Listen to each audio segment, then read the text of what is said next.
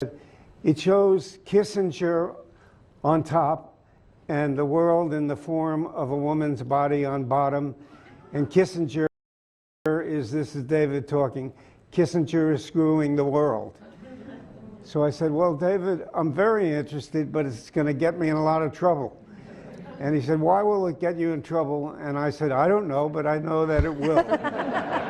So I said, send it on down. So he sent it on down. Signe knows how to get it up on the screen, so to speak. Here it is.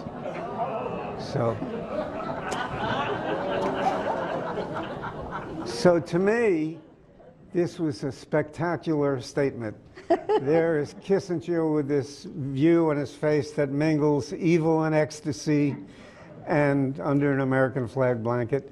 And so I called David right up and I said, David, we'll run it.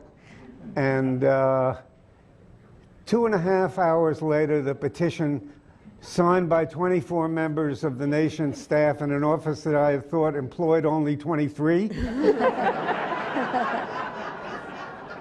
landed on my desk, objecting to our publishing it. So what I said was, what I will do is call a staff meeting. So I called a staff meeting to discuss it. And at the beginning of the meeting, I said there are 3 ground rules to this discussion. The first is we're not going to take a vote at the end because it's wrong to vote on matters of aesthetics. And luckily, no one asked me why.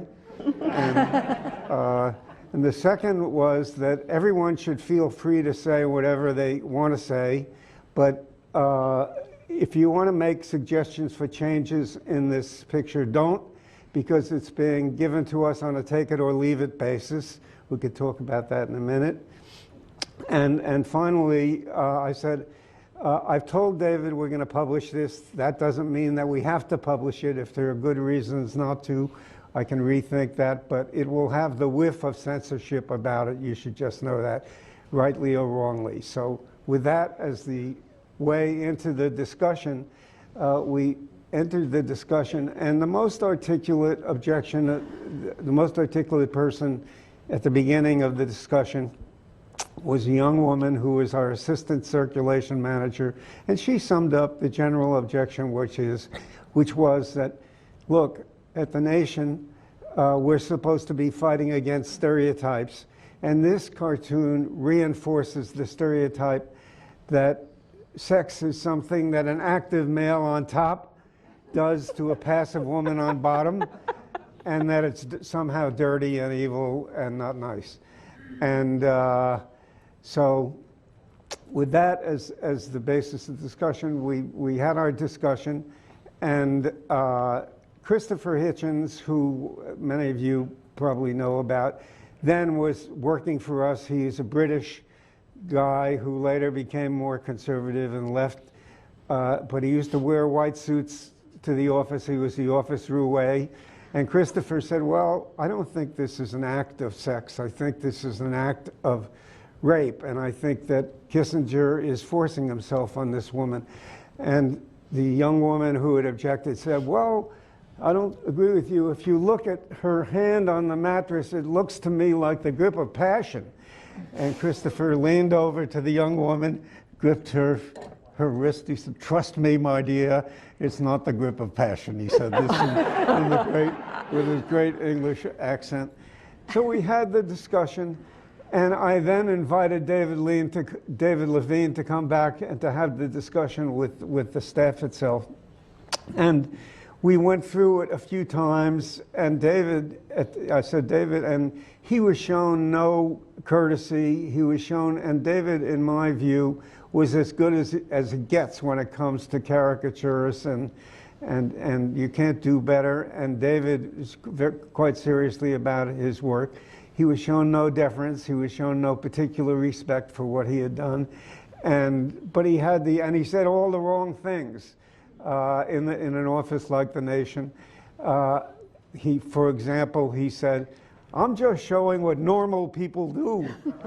And the Nation is not against political correctness.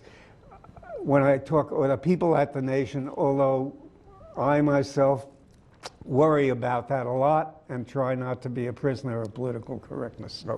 So at the end of it, I asked David if he was sorry that he came, and he said no. He said he's been doing this work for more than 20 years, and he's never had a serious discussion about what he does as he did at the magazine, so he was glad to have that.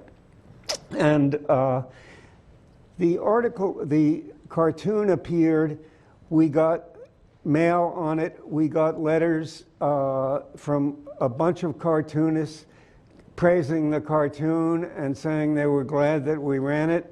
We ran a statement by the staff, and a letter from the staff which was the petition they had originally sent in. We got letters endorsing the staff's point of view, and I sort of forgot about it. I didn't really forget about it, but I put it aside. You put out, The Nation is a weekly magazine, and editing a weekly magazine is a crisis a week, although not of that dramatic proportions. And then along came what you've heard about earlier, the Danish Mohammeds.